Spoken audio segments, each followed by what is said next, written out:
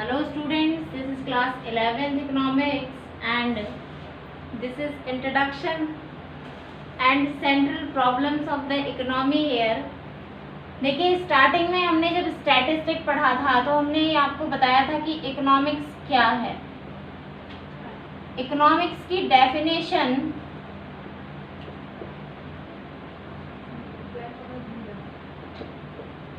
और इसके जो पार्ट्स हैं उनके बारे में हम पढ़ चुके थे. तो आपकी जो बुक है इकोनॉमिक्स के हम जो पार्ट्स पढ़ चुके थे. इकोनॉमिक्स की डेफिनेशन क्या थी कि इसमें ये बताया जाता है इकोनॉमिकल स्टडीज जब की जाती हैं, इकोनॉमिकल स्टडीज ह्यूमन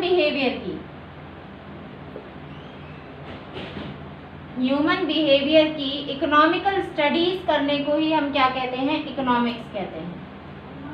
यानी कि ह्यूमन कैसा बिहेव करता है उसको एज एन इकोनॉमी अगर हम देखें, इकोनॉमिकल बिहेवियर में अगर हम देखेंगे ह्यूमन बिहेवियर को तो वो स्टडी की जाती है इकोनॉमिक्स की. अब इकोनॉमिक्स जो है उसके हमने 2 पार्ट्स डिवाइड किए थे.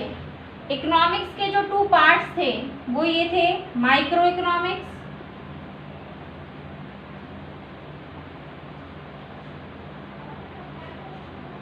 And macro economics.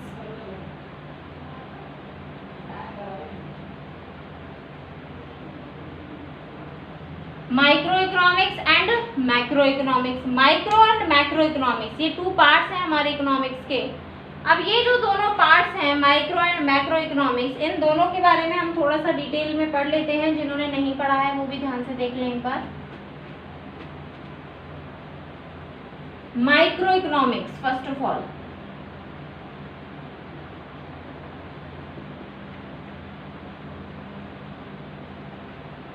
Micro economics क्या होती है. देखिए लैटिन वर्ड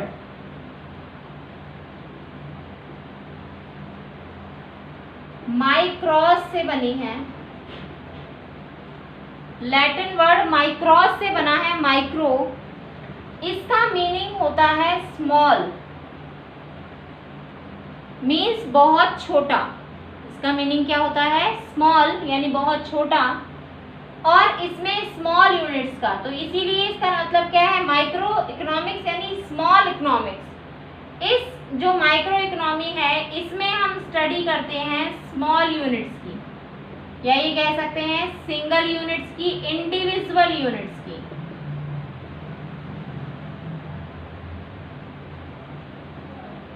माइक्रो इकोनॉमिक्स में हम स्टडी करते हैं इंडिविजुअल यूनिट्स के बारे में.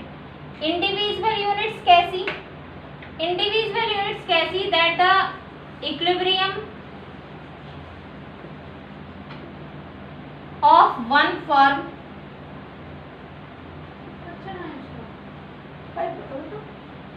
कंज्यूमर्स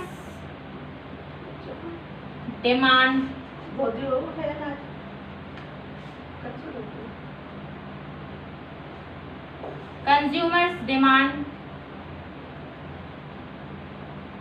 किसी एक कंज्यूमर की डिमांड, किसी एक प्रोड्यूसर का प्रोडक्शन,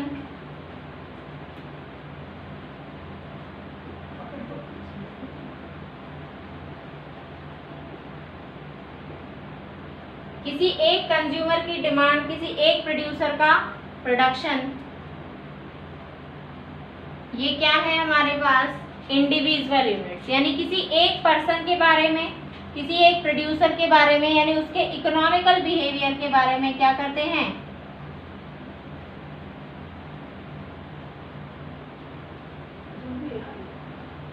इकोनॉमिकल बिहेवियर के बारे में हम क्या करते हैं, स्टडी करते हैं. ये है हमारे पास माइक्रो इकोनॉमिक्स. अब ये जो माइक्रो इकोनॉमिक्स है इसके अंदर इकोनॉमिकल वेरिएबल जो होते हैं वो भी क्या होते हैं, इंडिविजुअल ही होते हैं. अब बात करते हैं मैक्रो इकोनॉमिक्स की, जो कि इसका क्या है, सेकंड पार्ट है.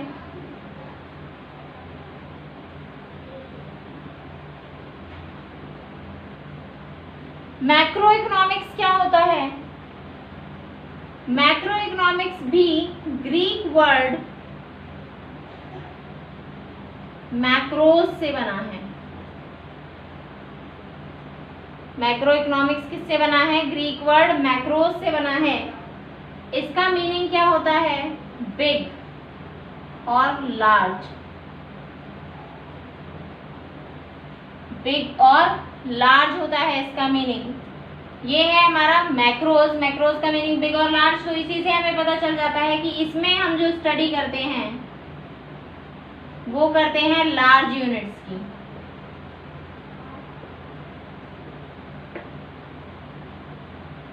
इसमें जो हम स्टडीज करते हैं वो करते हैं लार्ज यूनिट्स की। लार्ज यूनिट्स जैसे यहाँ पर हम देखिए स्टडी कर रहे थे किसी एक कंज्यूमर की डिमांड की, लेकिन यहाँ पर हम करेंगे किसी एक जो कमोडिटी है उसकी whole demand, means aggregate demand of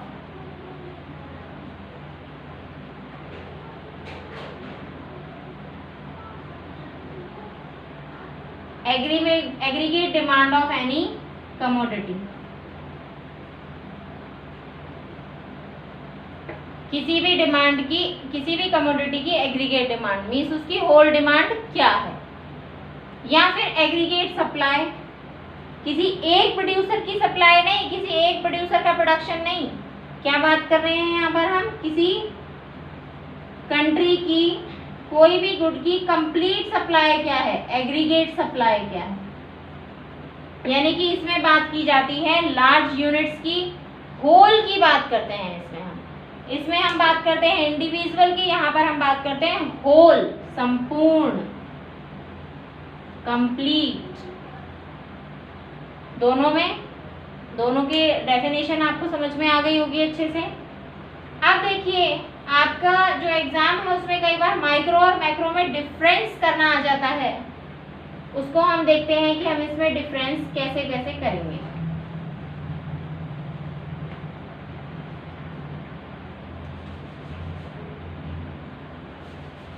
difference कर लेते हैं इस तरीके से।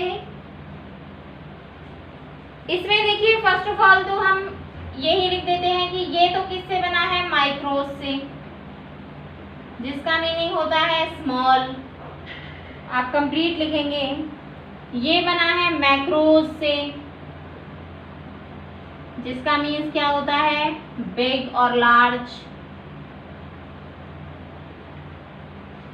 यहाँ पर इसमें जब बात की जाती है, इसमें जो स्टडी की जाती है वो की जाती है स्मॉल यूनिट्स की, मीन्स इंडिविजुअल यूनिट्स की। यहाँ पर बात की जाती है इंडिविजुअल यूनिट्स की। मैक्रो में बात की जाती है लार्ज यूनिट्स की, यानी कि इकोनॉमी एज अ होल, संपूर्ण अर्थव्यवस्था की, होल इकोनॉमी की यहाँ पर बात होती है। यहाँ पर जो स्टडी पे फोकस है वो किया जाता है प्राइस डिटर्मिनेशन पे।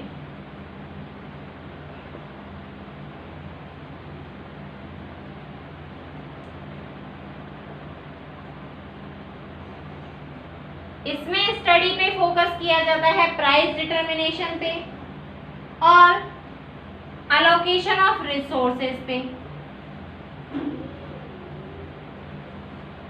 कि भाई कितने रिसोर्स होंगे, क्या प्राइस रखें, क्योंकि ये तो इंडिविजुअल्स का काम है।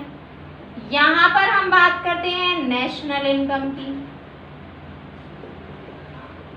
नेशनल सप्लाई की, नेशनल प्रॉफिट की, सोशल वेलफेयर की, यहाँ पर बात करते हैं हम।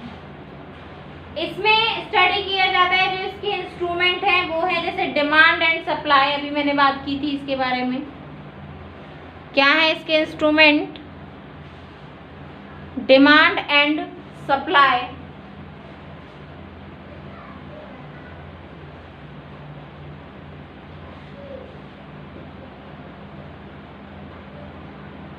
यानी कि किसी एक प्रोडक्ट की डिमांड, किसी एक प्रोडक्ट की सप्लाई कितनी है, डिमांड कितनी है।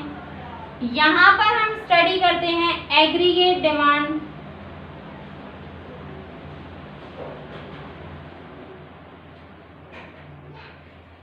एंड एग्रीगेट सप्लाई की।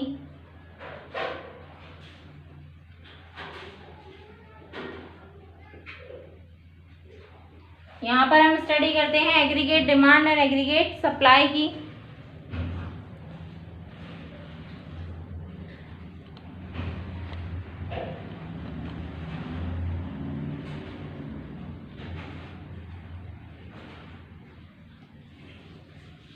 मेथड्स ऑफ स्टडी है जो, यानी कि जो मेथड्स हैं स्टडी के वो कैसे हैं। यहाँ पर इंडिविजुअल यूनिट्स की स्टडी की जाती है, तो उसे पार्ट्स में डिवाइड कर करके, यानी कि पार्शियल स्टडी होती है यहाँ पर।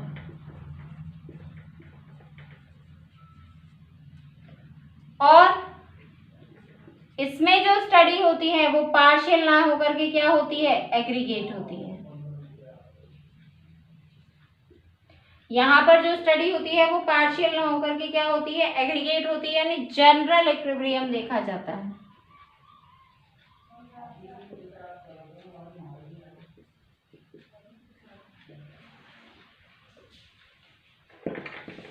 माइक्रो इकोनॉमिक्स में अगर इसका अल्टरनेटिव नेम देखें तो यहाँ पर हम इसकी बात कर सकते हैं प्राइस थ्योरी, इसका अल्टरनेटिव नेम हम रख सकते हैं। इसका जो नेम है वो हम लिख सकते हैं इनकम इन्वेस्टमेंट थ्योरी,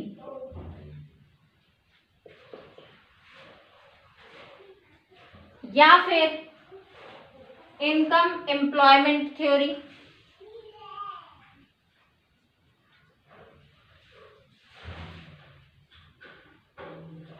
तो ये है हमारा दोनों में डिफरेंस। इसका मीनिंग होता है स्मॉल यूनिट्स, इसका मीन्स होता है बिग और लार्ज यूनिट्स। माइक्रो इकोनॉमिक्स में स्मॉल यूनिट्स यानी इंडिविजुअल यूनिट्स की स्टडी की जाती है। यहाँ पर लार्ज यूनिट्स यानी एज अ होल, यहाँ पर होल की स्टडी की जाती है, कंप्लीट की स्टडी की जाती है। यहाँ पर फोकस होता है प्राइस डिटर्मिनेशन पे, इसीलिए इसे हम प्राइस थ्योरी भी कह देते हैं। और यहाँ पर मेन जो फोकस होता है वो होता है नेशनल इनकम पे, क्योंकि होल की बात हो रही है तो नेशनल इनकम पे फोकस होगा। इसका जो मेथड है वो है डिमांड एंड सप्लाई की स्टडी होती है यहाँ पर, और यहाँ होती है aggregate demand and aggregate supply. यहाँ पर तो individual demand and individual supply की, यहाँ पर aggregate demand and aggregate supply की। यहाँ पर जो मेथड्स हैं वो होते हैं इंडिविजुअल यूनिट्स, यानी यहाँ पर पार्शियल स्टडी की जाती है किसी भी यूनिट्स की। पार्शियल स्टडी से मतलब है हमारा कि छोटे छोटे टुकड़ों में बांटकर उसकी स्टडी की जाती है, किसी एक पार्ट की या अदर पार्ट की, तो इस तरीके से स्टडी की जाती है। जबकि यहाँ पर जो स्टडी होती है वो एग्रीगेट यानी जनरल होती है, कंप्लीट के बारे में एक बार में स्टडी करते हैं, यानी जनरल स्टडी की जाती है। इसे हम प्राइस थ्योरी नाम दे सकते हैं। अगर इनके अल्टरनेटिव नेम्स देखें तो इसके हैं प्राइस थ्योरी, इसको हम कह सकते हैं, और इसको इनकम एम्प्लॉयमेंट थ्योरी नेम दे सकते हैं। तो ये हो गया हमारा माइक्रो एंड मैक्रो इकोनॉमिक्स। अब हम बात करते हैं कि ये जो इकोनॉमी है ये कितने टाइप की होती है। यहाँ पर तो हमने ये पढ़ा है, अब उसके टाइप्स यानी कि उसके कितने फॉर्म्स होते हैं वो देखना है हमें।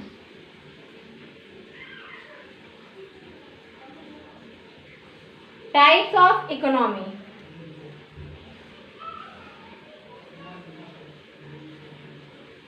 फर्स्ट ऑफ ऑल तो हम बात कर रहे हैं कि इकोनॉमी क्या है। सभी इकोनॉमिक एक्टिविटीज का sum total of all economic activities,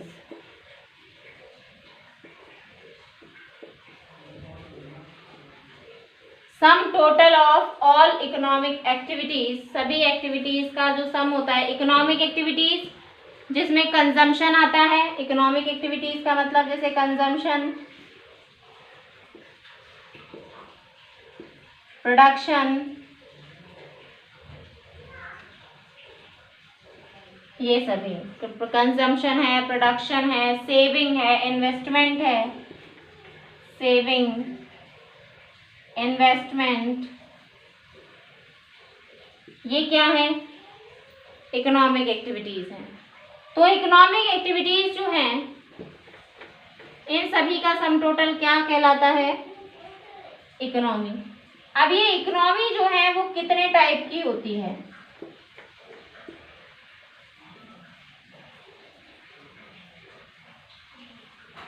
economy के जो टाइप हैं वो होते हैं, एक तो planned economy,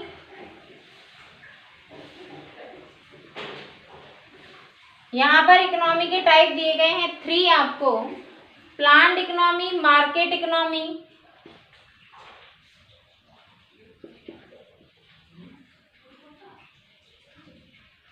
and mixed economy.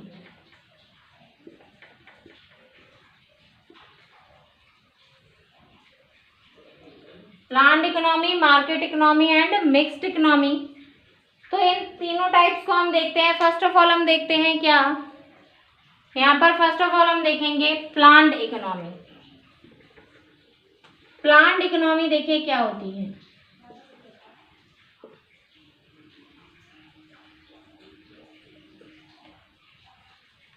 Planned economy का मतलब है जिसमें गवर्नमेंट ही सब कुछ हो।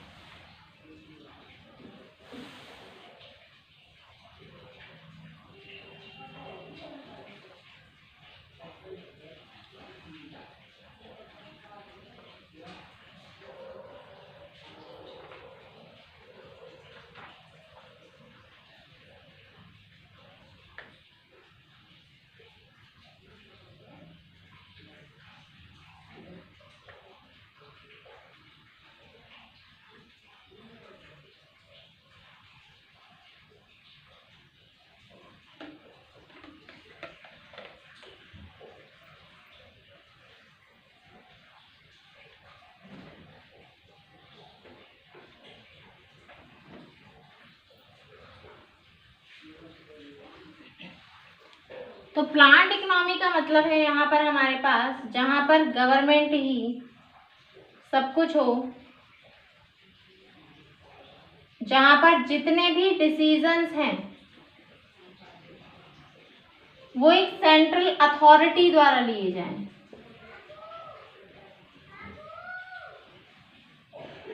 जितने भी डिसीजंस हैं वो कौन ले, एक सेंट्रल अथॉरिटी ले।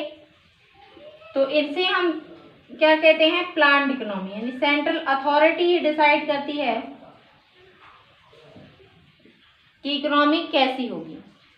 यहाँ पर गवर्नमेंट ही, ये जो इकोनॉमी है ये एक फ्री इकोनॉमी नहीं है, ये इकोनॉमी डिपेंडेंट इकोनॉमी है। क्यों है डिपेंडेंट इकोनॉमी? क्योंकि यहाँ पर जितनी भी गुड्स हैं उन सबकी प्राइस, डिमांड, सप्लाई, ये सब कौन डिसाइड करता है? गवर्नमेंट डिसाइड करती है। इन सबको कौन डिसाइड करता है? गवर्नमेंट डिसाइड करती है। और इन सबको गवर्नमेंट जब डिसाइड करती है तो उसी को फॉलो करना पड़ता है सभी कंपनीज को, सभी फर्म्स को। इसीलिए इस इकोनॉमी को यहाँ पर, क्योंकि एक सेंट्रल अथॉरिटी डिसाइड करती है सब कुछ, गुड्स और सर्विसेज जो भी पीपल प्रोड्यूस करते हैं, इसीलिए इस इकोनॉमी को क्या कहा जाता है? Socialist economy.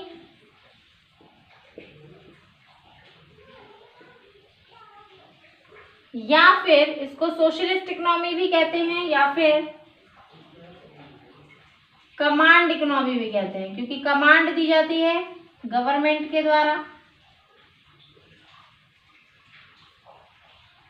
सोशलिस्ट इकोनॉमी या फिर कमांड इकोनॉमी भी इसको कहा जाता है। अब हम बात करते हैं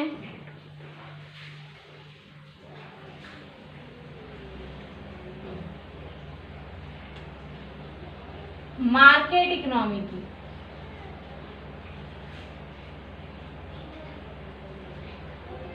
मार्केट इकोनॉमी क्या होती है? देखिए, मार्केट इकोनॉमी से मतलब होता है हमारा, क्योंकि ये इससे बिल्कुल डिफरेंट है। मार्केट इकोनॉमी से मतलब होता है यहाँ पर गवर्नमेंट का कोई रोल नहीं होता, गवर्नमेंट का कोई रोल नहीं होता। It is a free economy.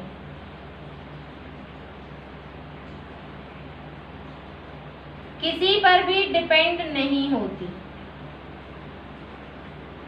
किसी पर भी डिपेंड नहीं होती। प्राइस, डिमांड, सप्लाई, किसी भी गुड की जो प्राइस है वो सभी मार्केट फोर्सेस के द्वारा या मार्केट एक्टिविटीज के थ्रू ही डिसाइड होता है। मार्केट एक्टिविटी के थ्रू ही यहाँ पर प्राइस डिसाइड होते हैं। कितनी एग्रीगेट डिमांड है, कितनी एग्रीगेट सप्लाई है, यानी जहाँ पर एग्रीगेट डिमांड एग्रीगेट सप्लाई के बराबर हो जाती है वहीं पर प्राइस डिसाइड हो जाता है। ये होता है यहाँ पर प्राइस थ्योरी, भी इसको यहाँ भी कह सकते हैं। तो ये है मार्केट इकोनॉमी। यहाँ पर जो मेन काम होता है वो होता है प्रॉफिट कम अर्न करने के लिए। ये काम जो होता है यहाँ पर, ये जितनी भी एक्टिविटीज होती हैं ये होती हैं to earn the profit, profit earn करने के लिए। यहाँ पर जो ये वर्क होता है ये होता है सोशल वेलफेयर के लिए।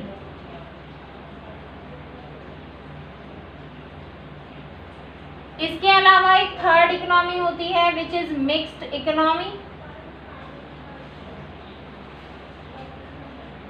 इस मिक्स्ड इकोनॉमी में planned economy and market economy, इन दोनों का मिक्स्ड रूप देखने को आपको मिलता है, प्लान्ड और मार्केट का।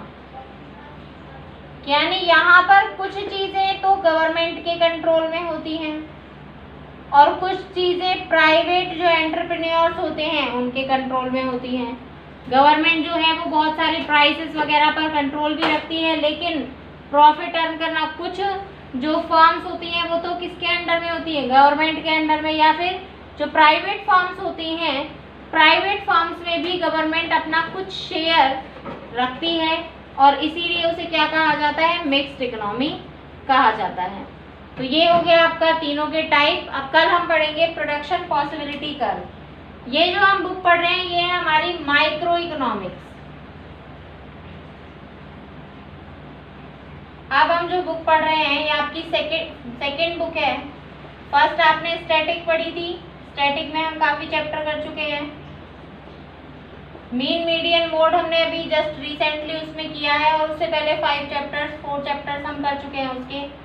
सेकेंड बुक जो है वो है आपकी माइक्रो इकोनॉमिक्स।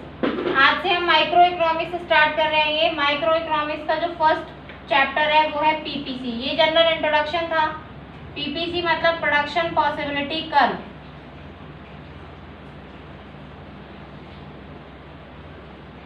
इसके बारे में हम कल से पढ़ेंगे। तो इसको ध्यान से पढ़ना है आपको। ये आपका क्वेश्चन, इनमें से क्वेश्चन आ सकते हैं। कई बार 3 मार्क का क्वेश्चन ये भी आ जाता है, टाइप्स ऑफ इकोनॉमी एक्सप्लेन करिए, दोनों में डिफरेंस करिए, माइक्रो और मैक्रो में डिफरेंस करिए, what are the economic, what is the economics, what are the economic activities, ये सारी चीज़ें आपको एक्सप्लेन करनी है। तो ये हो गया आपका आज का जो वर्क है। और इसके अलावा जो कल आपको पढ़ाएंगे तो पहले इसको आप पढ़ के आइएगा। कल से आपका पीपीसी स्टार्ट होगा, यानी production possibility curve. So thank you, have a nice day.